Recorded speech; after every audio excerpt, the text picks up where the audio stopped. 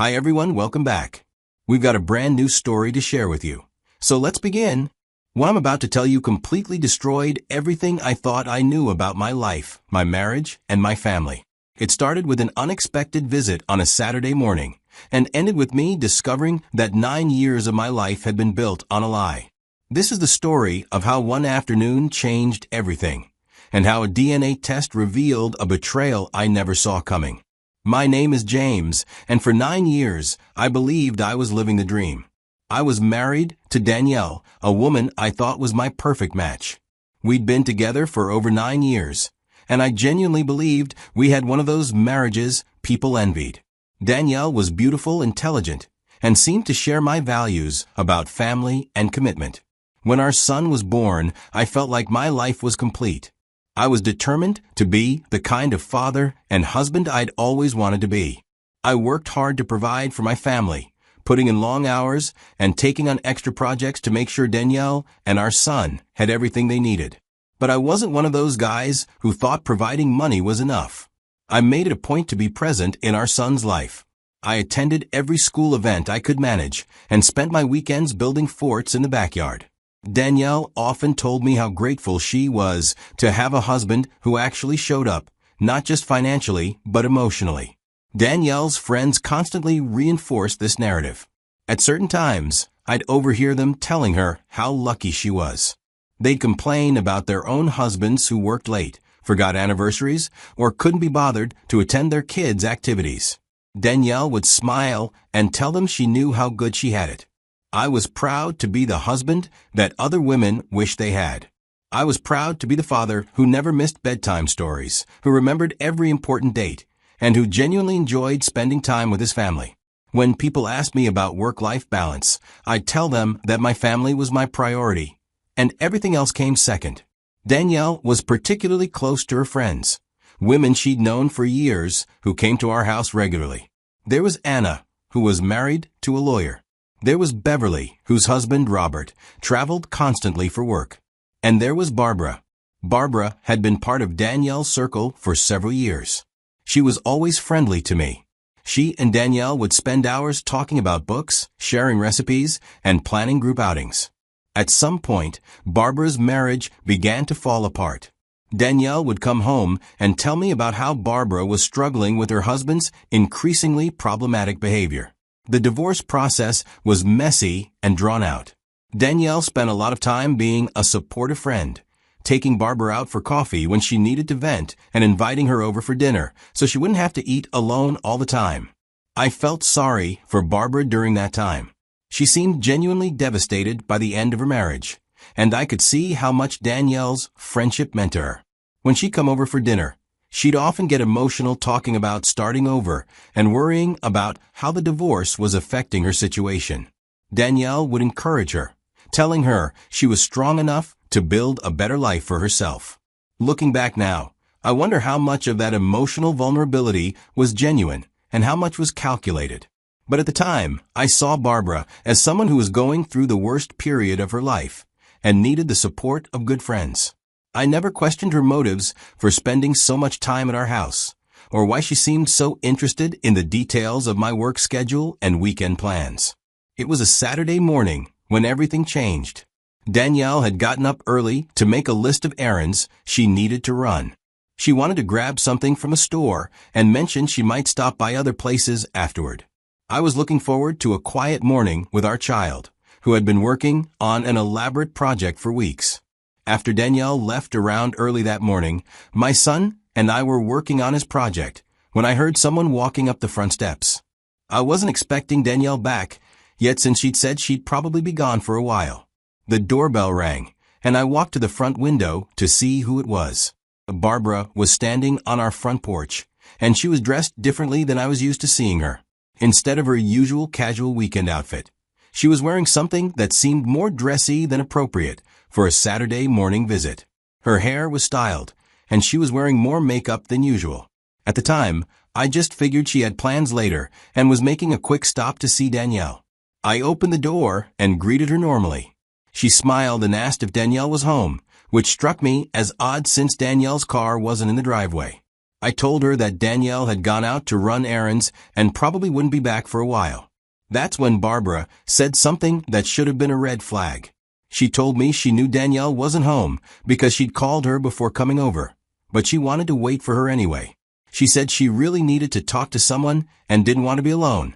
At the time, I thought this was just Barbara being vulnerable about her divorce and needing the support of a good friend.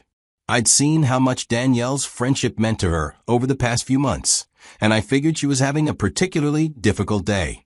The fact that she'd driven over knowing Danielle wasn't home seemed to confirm that she was really struggling and needed emotional support. I invited her in, just like I'd done many times before when Danielle's friend stopped by. My son was still working on his project, and everything felt completely normal and routine. Barbara and I went into the living room, and she sat down in the chair by the window where she usually sat when she came over. I took my usual spot on the couch, and we started making casual conversation. I asked how she was doing with everything that had been going on, and she said it was both a relief and terrifying to be starting over. She asked about my work, and I told her about a project I was working on. For about 20 minutes, everything was exactly like it had been every other time Barbara had visited our house. We talked about typical weekend stuff, mutual acquaintances, and normal things. The only thing that seemed slightly different was how she kept looking around the room, like she was taking inventory of our family photos, the comfortable furniture Danielle had carefully chosen, the little details that made our house a home. But people do that when they're in familiar spaces, so I didn't think much of it. My son came into the living room briefly to say hi to Barbara. She was always sweet to him, and today was no different. After a few minutes, he headed back to his room, probably to continue with his activities. That's when the entire atmosphere in the room changed. Barbara got quiet and stopped responding to my attempts at small talk. She sat back in her chair and looked at me in a way that made me uncomfortable, though I couldn't have explained why at the time. It was like she was studying me, evaluating something about me that I wasn't aware of. Then she stood up from her chair slowly, and I figured she might be getting restless or needed something. I started to ask if she needed anything, but before I could finish the sentence, she walked directly over to where I was sitting on the couch. Without saying a word, Barbara sat down right next to me. Not at the other end of the couch, where there was plenty of space, but close enough that our legs were touching. I could smell her perfume, something stronger than what she usually wore. Then, as casually as if she were reaching for a magazine, she placed her hand on my lap. My brain completely shut down. I'm talking about that kind of shock where time seems to stop and you can't process what's happening in real time. Here was my wife's close friend, someone I'd known for years, someone who'd eaten countless dinners at our table, sitting in my living room with her hand on my lap while my wife was out running errands and my son was in his room. I stared at her hand like it was a foreign object I'd never seen before. My mind was racing through every possible explanation. Maybe this was some kind of test? Was she having some kind of emotional breakdown and wasn't thinking clearly? But even as I was trying to rationalize what was happening, I knew exactly what this was, and it terrified me. The silence stretched on for what felt like an eternity, but was probably only seconds. Finally, I snapped out of my mental paralysis and looked Barbara directly in the face. I asked her what she was doing, trying to keep my voice steady and quiet. Barbara looked me straight in the eye and asked if I didn't find her attractive. The question hit me like a physical blow to the chest. There was no room for misinterpretation anymore. No way to pretend this was anything other than what it obviously was. Barbara was making a move on me in my own living room, with my son in the house and my wife expected home later.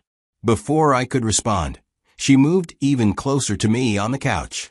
She started talking in a low voice about how lonely she'd been since her marriage ended. She said she'd been thinking about me, that she'd developed feelings for me that she couldn't ignore anymore.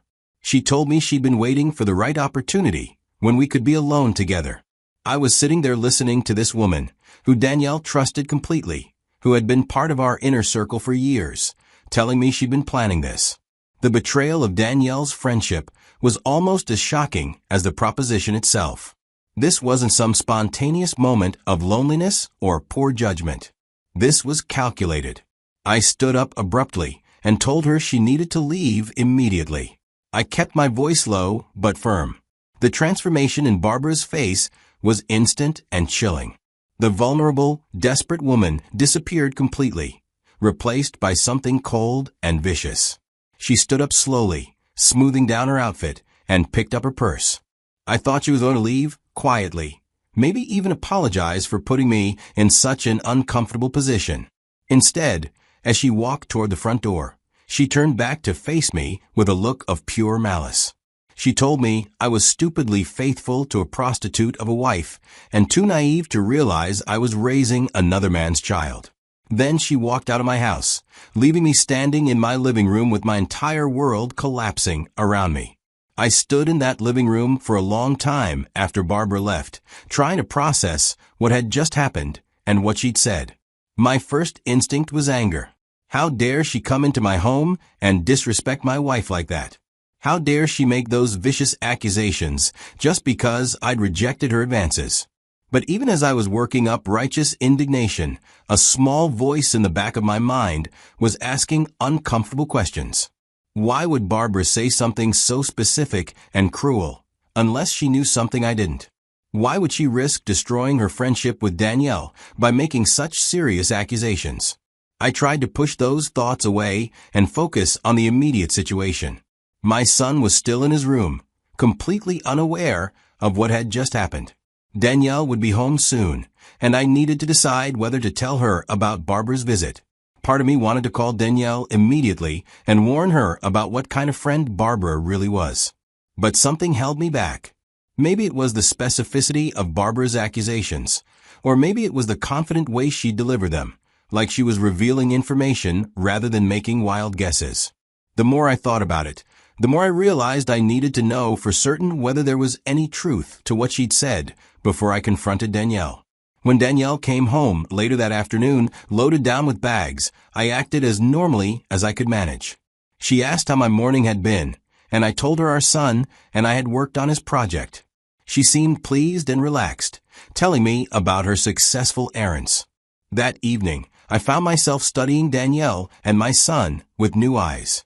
My son had always looked more like Danielle than me, which I'd never questioned since genetics can be unpredictable. But now I was noticing things I'd never paid attention to before. His features seemed to favor neither of us particularly strongly. I felt sick thinking this way about my own son, but Barbara's words had planted a seed of doubt that I couldn't ignore. Over the next few days, I found myself obsessing over similarities and differences, trying to remember exactly when my son had been conceived and whether the timeline made sense. The more I thought about it, the more I realized I needed to know for sure. I couldn't live with this kind of doubt eating away at me, and I couldn't confront Danielle with accusations based solely on the spiteful words of a woman I'd just rejected. I spent the next few days researching DNA testing options. There were several companies that offered tests you could do at home, with results available in a few weeks. The process seemed straightforward. I finally managed to get the samples I needed and mailed them to the testing company. Then began the longest few weeks of my life. During those weeks, I tried to act completely normal around Danielle and our son. I went to work, helped with homework, and maintained our usual routines. But inside, I was falling apart. Every time I looked at the boy, I wondered if he was really my son. Every time Danielle smiled at me or told me she loved me, I wondered if our entire marriage was built on a lie. Danielle noticed I was quieter than usual and asked if everything was okay. I told her I was just dealing with some stressful situations, which wasn't entirely untrue. The stress of waiting for those test results was affecting every aspect of my life. Finally, on a weekday afternoon, I came home to find an envelope from the DNA testing company in my mailbox. I opened it in my car, not wanting to risk Danielle seeing it if she was home. The results were unambiguous. There was a 0% probability that I was the boy's biological father. I sat in my car in our driveway, reading those words over and over again. Years of bedtime stories, activities, birthday parties, and proud father moments had just been revealed as a complete lie. The child I'd raised as my own, the boy I loved more than anything in the world, was not my son. But even more devastating was what this meant about Danielle. She had gotten pregnant by another man and had let me believe he was mine for years.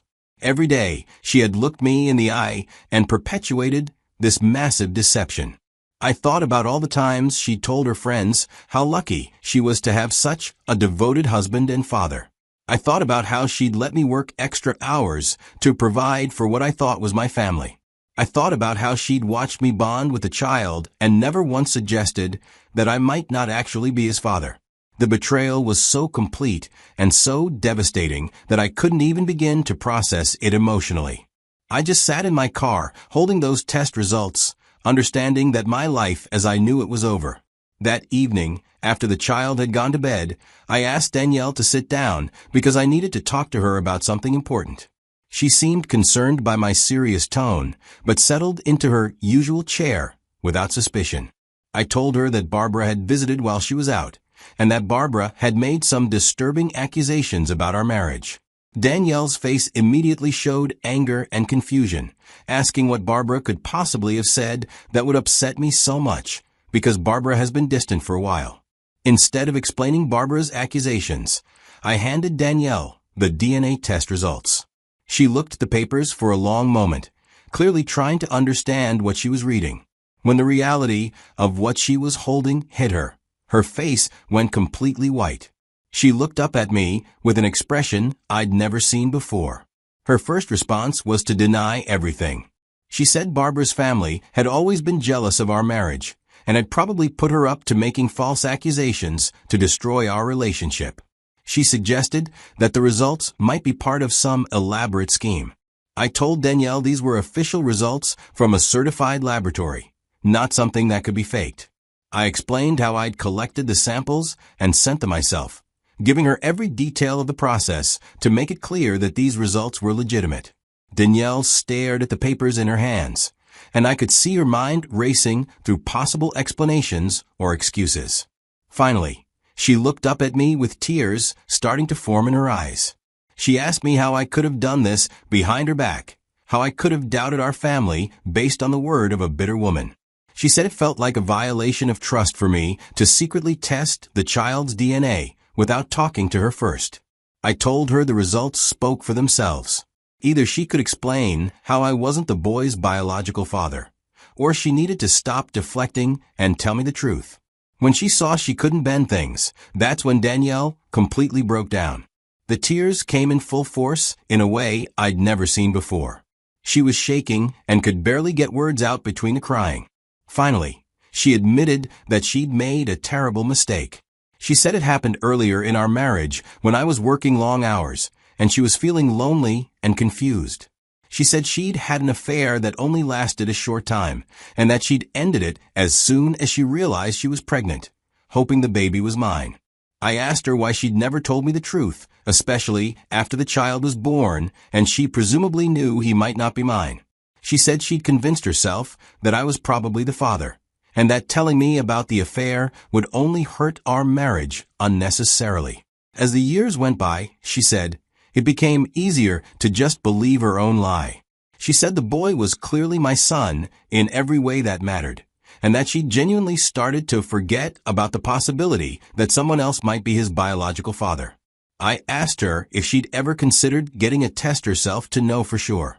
She admitted that the thought had crossed her mind over the years, but that she'd been too scared to find out the truth. She said she'd been terrified of losing everything we'd built together. The worst part of her confession was learning about her motivations for not having more children. Danielle and I had talked about having another baby several times over the years, but she'd always found reasons to postpone it. Now I understood that she'd been afraid to risk having another child who might not maintain the illusion. Sitting there listening to Danielle's confession, I felt like I was looking at a complete stranger. This woman whom I'd trusted completely, whom I'd worked so hard to provide for, who I'd loved without reservation, had been living a lie for our entire marriage. Every day for years, she'd let me believe I was the child's father while knowing there was a significant chance I wasn't. I told Danielle I needed time to process what she told me, and that I was going to sleep in the guest room that night. She begged me not to leave, saying we could work through this together, that our family was worth fighting for. But I couldn't even look at her anymore. The betrayal was so complete that I felt like everything I'd believed about my life had been revealed as fiction. I left the house that night and drove around for hours, trying to make sense of what my life had become. When I finally came home, Danielle was still awake, waiting for me. She tried to initiate another conversation about working through our problems, but I told her I wasn't ready to talk and went straight to the guest room. Over the next week, Danielle made constant attempts to repair our relationship. She kept emphasizing that the boy was my son in every way that mattered, that biology didn't change years of love and bonding. Part of me understood what she was trying to say. I did love him, and the idea of losing him was almost as devastating as discovering Danielle's betrayal. But I couldn't separate the love I felt for him from the anger I felt about being deceived. Every time I looked at the boy, I was reminded that Danielle had lied to me for years about the most fundamental aspect of our family. After a week of Danielle's constant pleading and my own sleepless nights, I made the decision that I couldn't continue living this way. The trust that had been the foundation of our marriage was completely destroyed, and I couldn't see any way to rebuild it. I began the divorce process. I knew it would be complicated, but I also knew I couldn't spend the rest of my life living with someone who had deceived me so completely. When Danielle received the divorce papers weeks later, her reaction was immediate and intense. She refused to sign the papers, insisting that we could work through our problems if I would just give her a chance. She suggested counseling, temporary separation, anything other than divorce. She kept repeating that she'd made one mistake years ago and had been a faithful, devoted wife ever since. But I couldn't see it as just one mistake. The affair itself was a betrayal, but the years of deception that followed felt like a betrayal that happened fresh every single day. Every time she told me what a wonderful father I was, every time she'd let me make sacrifices for what I thought was my family, every time she'd watch me bond with the child without telling me the truth, all of those moments felt like individual acts of deception. When it became clear that Danielle wasn't going to cooperate, we had to go through the court system. The process became longer and more complicated, involving legal proceedings about property and support obligations. The most difficult aspect was determining my relationship with the boy. Since I wasn't his biological father, I had a complicated legal standing. Danielle tried to use this as leverage, but I also had the option to legally sever all ties with him, which would eliminate any potential support obligations while also ending any parental rights. It was the most heartbreaking decision I'd ever had to make. I loved him, but I also knew that maintaining a relationship with him would mean maintaining a connection to Danielle and the lie that had defined our marriage. In the end, I decided that a clean break would be better for everyone involved. The entire divorce process took months to complete. Danielle fought every aspect of it, seemingly hoping that dragging out the process would give her time to change my mind. In the final settlement, Danielle received her fair share as my wife and got support to help her transition. I made sure everything was structured to make it clear that I was providing for Danielle as my former wife, not for the child as his father. The divorce was finalized on a cold day several months after I'd first received those DNA test results. I signed the final papers, officially ending the marriage I'd thought would last forever. I never spoke to Danielle again after that day. I kept my wedding ring in a drawer for a few weeks, then eventually threw it away with the rest of the reminders of our life together. The hardest part was not knowing what happened to the child. I thought about him constantly, wondering how he was adjusting to his parents' divorce, whether Danielle had told him any version of the truth about why I'd left, and whether he missed me the way I missed him. But I also knew that reaching out to him would be unfair to everyone involved. He deserved stability and consistency in his life, not the confusion of trying to maintain a relationship with someone who wasn't his father and couldn't be part of his daily life anymore. As for Barbara, I never found out what happened between her and Danielle after everything came to light. I assumed Danielle must have confronted her about revealing the truth about the boy's parentage, but I had no idea whether their friendship survived or whether Barbara felt any remorse for the way she'd chosen to deliver that devastating information.